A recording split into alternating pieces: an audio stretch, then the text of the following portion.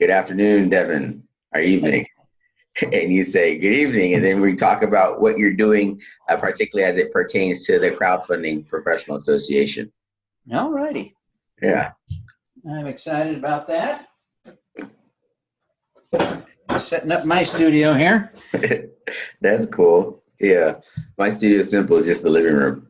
Yeah, that's great. Mine's a storage room. So there. Excellent. Excellent. So for the people that are going to watch this, introduce yourself. Okay, hang on. Sorry. No worries. Okay, sorry. I'm ready when you are. Are you ready? Yeah. Going? We're done? It's halfway over? Yep. My name's Devin Thorpe. I call myself a champion of social good. I am a Forbes contributor, and I'm honored to sit on the Crowdfunding Professionals Association and serve now at board, and I serve now as the vice president of that organization. Cool. So first off, tell us, for the folks who watch this, give us a little context to what does the Crowdfunding Professional Association do, and what do you do as on its board? So the association does a lot of things, including trying to advance the interests of the industry. But one of the key things that it does is to monitor and advocate for legislation that would both advance the industry and protect consumers and investors. So it's a great organization. As the vice president, I help to keep the trains running on time and do what I can to help. So great organization. I'm honored to be part of it. Cool. So where do you see the future of crowdfunding going? Well, I'm really excited about it, and I think what we're going to run into is we've seen kind of an interesting thing.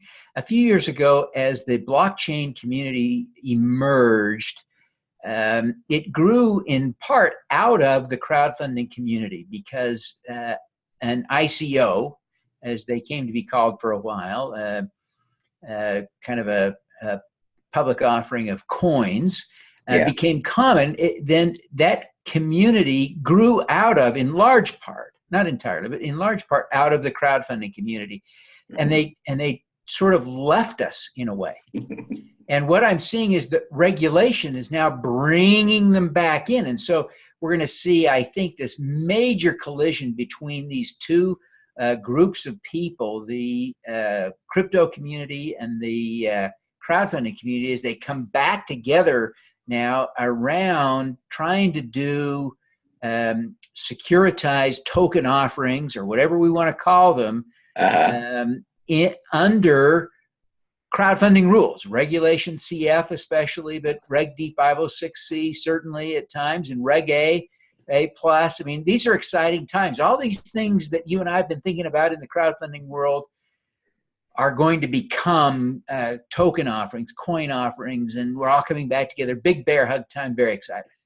So you're saying what's new? What was old is new again? Yeah. Excellent. And it's going to be fun. It's going to be a lot of fun.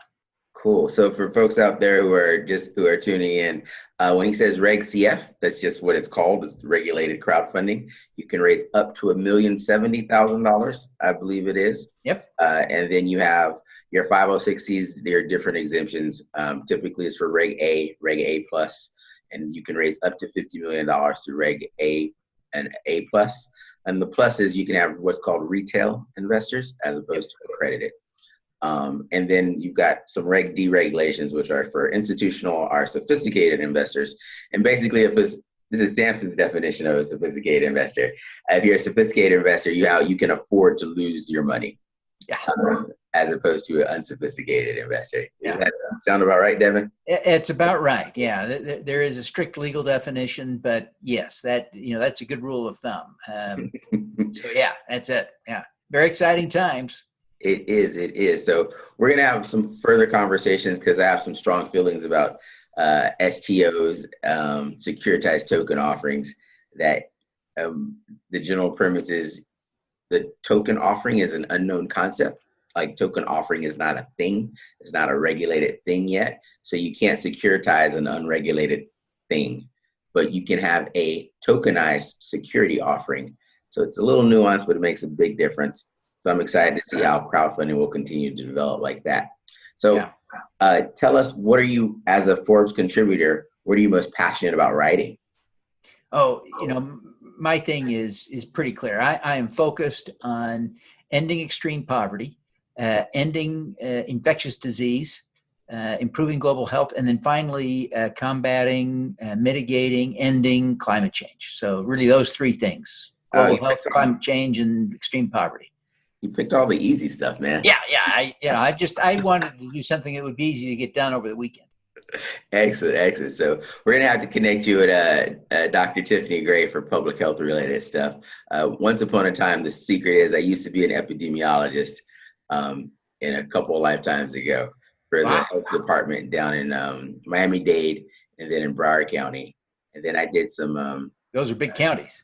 Yes, they're very interesting being an epidemiologist there. So we'll have that conversation about that a little bit later. But for the folks out there, where can they find you online to follow you to learn more about what you're doing? I wonder sometimes how people can avoid me, but probably the best place to start is devinthorpe.com, DEVINTHORPE.com. Excellent. Well, thank you very much, Devin. I love these quick 5-minute interviews. For the folks out there, give Devin a follow at devinthorpe.com. Learn more about the Crowdfunding Professionals Association and what he does there as a board member and the vice president at cfpa.org. That's that's www.cfpa.org. And Devin, any final parting words or shouts? Thank you very much, Samson. It's an honor to be on your show. Excellent. Thank you.